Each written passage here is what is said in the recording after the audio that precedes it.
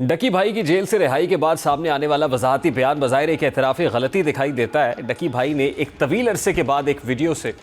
खिताब करते हुए ना सिर्फ कौम से माफ़ी मांगी है, बल्कि उनका ये भी कहना था कि अगर उनकी जानिब से अनजाने में कोई ऐसा कंटेंट अपलोड हुआ है जिससे नौजवानों पर मनफी असर पड़ा हो या किसी ऐप की प्रमोशन हुई हो जो बाद में नुकसानदेह साबित हुई हो, तो इसके लिए भी माजरत खाएँ। अब अखलाकी नुक्ते से देखा जाए तो गलती मान लेना हमेशा एक मस्बत कदम समझा जाता है, खुसूसन ऐसे फ़र्द के लिए जिसकी लाखों लोगों तक रसाई और फिर जिसकी बात को फॉलो करने वाले नौजवान बड़ी तादाद में मौजूद हों। बज़ाहिर डकी भाई का ये बयान जाहिर करता है कि वो अपने मवाद के नताइज पर दोबारा गौर करने पर मजबूर हुए, लेकिन यह सवाल सिर्फ अखलाकियात का नहीं है बल्कि इस बात का भी है कि क्या डकी भाई को इस बात का इल्म नहीं था कि ये बेटिंग ऐप्स जिन्हें वो प्रमोट कर रहे हैं वो दर हकीकत क्या है और इनकी इस प्रमोशन के माशरे पर क्या मनफी असरात रूनुमा होंगे। क्या महज माफ़ी मांगने से ऐसे तमाम संगीन इल्ज़ामात ख़त्म हो सकते हैं। डकी भाई पर यह इल्ज़ाम लगता है कि उन्होंने बेटिंग ऐप्स की प्रमोशन के ज़रिए नौजवानों की ज़िंदगियाँ मुतासर की हैं। इन इश्तिहारात और प्रमोशंस ने एक ऐसे तर्ज़ अमल को फ़रोग़ दिया जिसे मुल्की कानून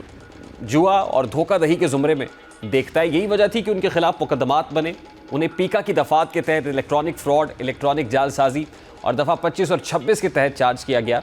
FIR में PPC की दफ़ात 420 और 294B भी शामिल की गई, जिनमें धोखाधही, नाजायज़ फ़ायदा उठाने और ममनुआ सरगर्मियों की तशहीर जैसे इल्ज़ामात मौजूद थे। ये तमाम दफ़ात ज़ाहिर करती है कि मामला महज गलती या गफलत का नहीं बल्कि एक कानूनी मसला था जिसे अदालत ने संजीदगी से लिया। डकी भाई की गिरफ्तारी 17 अगस्त 2025 को लाहौर एयरपोर्ट पर हुई जब वो बैरून मुल्क सफ़र की कोशिश कर रहे थे। गिरफ्तारी के बाद उन्हें इब्तदाई तौर पर 2 रोज़ा जिस्मानी रिमांड में लिया गया और बाद में उनके इस रिमांड में तौसीह होती रही, जबकि उनकी कई ज़मानत की दरख्वास्तें अदालत ने मुस्तरद भी की। इन पर दायर चार्जशीट में ये कहा गया कि उन्होंने अपनी सोशल मीडिया पोजीशन का इस्तेमाल माली फवाइद के लिए किया और ऐसी सरगर्मियों की तरवीज की जो कानूनन ममनुआ थी। बादशाह तकरीबन 3 माह की हिरासत के बाद लाहौर हाई कोर्ट ने 25 नवंबर 2025 को उनकी ज़मानत मंजूर की, जिसके बाद उन्होंने रिहाई के कुछ दिनों बाद कौम से माफ़ी मांगने का फैसला किया। ताहम इस सारे मामले में असल सवाल वही है जो आवाम में गर्दिश कर रहा है। ज़ाहिर है एक तरफ वो माफ़ी मांग रहे हैं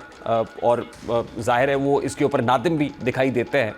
लेकिन ये सारा मामला क्योंकि अदालत में है, मैटर इज़ नाउ सब जुडिस इन द कोर्ट, तो कोर्ट ने फैसला करना है कि क्या वो तमाम तर चार्जेस, वो संगीन दफ़ात के तहत जो इल्ज़ामात लगे थे, क्या उससे भी वो बरी जमा हो जाते हैं। क्या वो अनकंडीशनल अपॉलजी जो आवाम के सामने की गई है, क्या वो अदालत को भी काबिल कबूल होती है या नहीं होती। लेकिन दूसरी तरफ जो बड़ा इंपॉर्टेंट पहलू है इस स्टेटमेंट का जो डकी भाई की तरफ से जारी किया गया,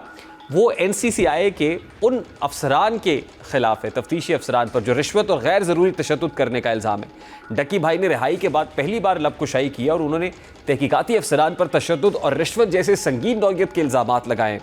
डकी भाई ने अपनी गिरफ्तारी के दौरान साइबर क्राइम के कौमी इदारे NCCI के एहलकारों के मुबैना रवैये पर तफसीली रोशनी डाली है। डकी भाई के बकौल उन्हें 16 अगस्त 2025 को मलेशिया के सरकारी इवेंट के लिए रवानगी के वक्त एयरपोर्ट पर रोका गया और फौरी तौर पर गिरफ्तार किया गया। गिरफ्तारी के बाद उन्हें गुलबर्ग दफ्तर मुंतकिल किया गया, जहां वो दावा करते हैं कि उनसे डिजिटल रिकॉर्ड, पासवर्ड्स और ईमेल्स हासिल करने के बावजूद एहलकारों ने उन्हें जिस्मानी तशद्दुद और जहनी अजियत के तरीके इस्तेमाल किए, जिसमें एक 7 साला बच्चे के सामने वीडियो कॉल पर बदसलूकी भी शामिल थी। डकी भाई के मुताबिक उन पर और उनके अहले खाना पर माली दबाव डालने के लिए बार बार रिश्वत के मुतालबात किए गए, जिनमें 7 से 8 करोड़ रुपए, 60 लाख रुपए और 1.5 करोड़ रुपए के अलग अलग मुतालबात शामिल थे। उनके बयान के मुताबिक तफ्तीशी एहलकारों ने उनके वालिदैन, भाई, 80 साला दादा और अहलिया के बैंक अकाउंट्स भी ब्लॉक कर दिए, जिससे ख़ानदान माली बहरान का शिकार हुआ। उनके मुताबिक एहलकारों ने उनके क्रिप्टो ट्रेडर्स को रोक कर नुकसान पहुँचाया और फिर बाद में ज़बरदस्ती तकरीबन 3,26,000 अमरीकी डॉलर्स अपने वॉलेट में मुंतकिल करा के अदालत में रिकवरी दिखाई। अब ये जो एक दुख भरी, दर्द भरी दास्तान बयान की डकी भाई की तरफ से, ये इटसेल्फ एक चार्जशीट है उन ऑफिशल्स के अगेंस्ट, उस इदारे की उन काली भेड़ों के अगेंस्ट जो ऑलरेडी कस्टडी में हैं, जिनके अगेंस्ट एक्शन हो रहा है। और फिर जाहिर है सलाम है उन लोगों को कि जो इस तरह की काली भेड़ों को ना सिर्फ आइडेंटिफाई करते हैं बल्कि उनको मंतकी अंजाम तक पहुंचाने के लिए काम भी करते हैं, जिनका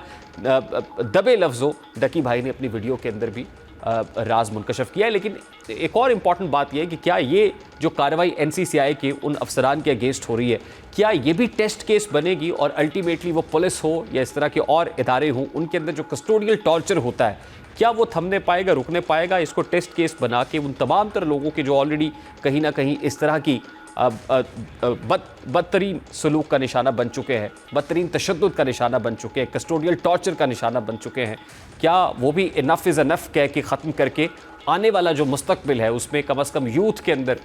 ये कॉन्फिडेंस बिल्डअप किया जाएगा कि Pakistan is a land of pure और यहाँ पे जीना, आज़ादी के साथ जीना जो है वो सहल है या आसान है।